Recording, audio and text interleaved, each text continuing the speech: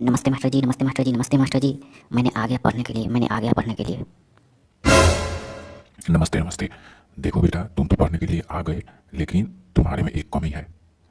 क्योंकि जब भी तुम छुट्टी होता है तो दौड़ करके जाते हो। यहाँ से दौड़ करके कभी नहीं जाना चाहिए। रास्ते पर गाड़ी घोड़ा चलती है, कभी भी जाना चाहिए तो आराम से जाना चाहिए, इतना तेजी में नहीं जाना चाहिए।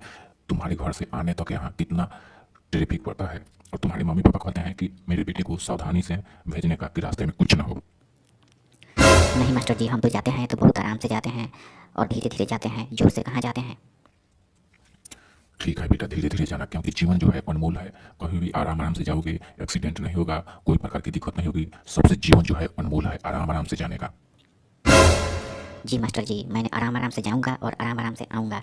मास्टर जी देखिए, सुबह के समय में मैंने दूसरी जगह से दही लेकर के आपके घर पे दे करके चला आया हूँ, क्योंकि मैंने कल बोला था कि दही खिलाऊँगा, तो 5 केजी दही एक दूसरे के आदमी के घर था, वही दही लेकर के आपके घर पे दे करके मैं आ रहा हूँ।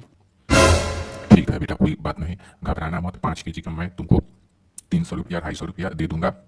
और क्या करना कि तुम मेरे घर कभी भी दही लेकर के जाना, क्योंकि हमारे घर पे मेहमान कुछ आते हैं तो उनको खाने की ज़रूरत पड़ती है। ठीक है मास्टर जी, अब तो शाकाहारी भोजन करना पड़ेगा, क्योंकि छठ पर्व आ गया, त्योहार का दिन आ गया। क्योंकि शाकाहारी भोजन करेंगे तभी कुछ होने वाला है, नहीं तो कुछ नहीं होने वाला है। हम कभी भी दही आपके घर पे लेकर के आऊँगा और आप खूब इत्मीनान से खाइएगा, इसमें कोई इतराज़ नहीं है। देखो बेटा, तुम आज ध्यान से पढ़ो, आज पढ़ाता हूँ। ये बताओ, उबले हुए धान को चावल बना करके लोग खाते हैं तो उससे क्या फ़ायदा मिलती है, और अरवा चावल खाने से क्या नुकसान होती है? मास्टर जी, अरवा चावल खाने से घुटनों में दर्द होने की संभावना रहता है, डाँट पीठ में दर्द होने की संभावना रहता है।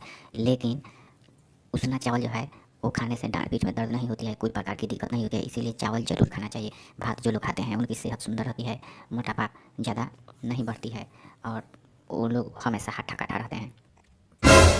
अच्छा ये बताओ, फूल गोभी की सब्जी खाने से क्या फ़ायदा मिलती है? मास्टर जी, फूल गोभी की सब्ज़ी खाने से शरीर में दाद, खाज, खुजली की बीमारी नहीं होती है, एक्जिमा की बीमारी नहीं होती है, इसीलिए फूल गोभी की सब्ज़ी ज़रूर खाना चाहिए, बंद गोभी की सब्ज़ी भी खाना चाहिए। ये बताओ, मेथी साग खाने से क्या फ़ायदा मिलती है? मास्टर जी देखिए, मेथी साग खाने से दाद, खाज, खुजली नहीं होती है और मोटापा बढ़ता है, ताकत मिलता है, इसीलिए मेथी की साग ज़रूर खाना चाहिए। लेकिन उसमें जो है अच्छा वाला मेथी होना चाहिए, एक ठंडा मेथी होता है, एक गर्म होता है। तो अच्छा, इस धरती पर जितना भी खाने वाला चीज़ रहता है, वो 2-3 प्रकार की होती है, इसीलिए अच्छा भोजन करना चाहिए। हाँ बेटे, तुम तो बहुत जानकार हो गए हो। ये बताओ, छठ पूजा में अपने मम्मी पापा के लिए कितने रुपए का कपड़ा खरीद लिया है? देखिए मास्टर जी, अपने बहन के लिए मैंने कपड़ा खरीदा हूँ 300 रुपये का, अपने पापा के लिए 350 का। समझिए कि एक कमीज था, एक धोती था, 100-150 में धोती खरीद लिए और कमीज खरीद लिए। और मम्मी के लिए 400 रुपये का कपड़ा खरीद लिए, साड़ी, ब्लाउज और साया। तो उन लोगों का तो काम हो गया। मैंने अपना लिए 250 रुपये का एक टी शर्ट लिया और 100 रुपये का पैंट लिया। बस मैंने यही खरीदा हूँ मास्टर जी। ठीक है बेटे, और तुम बोल रहे थे कि मेरे लिए भी खरीदना है, तो हमारे लिए कब खरीदोगे?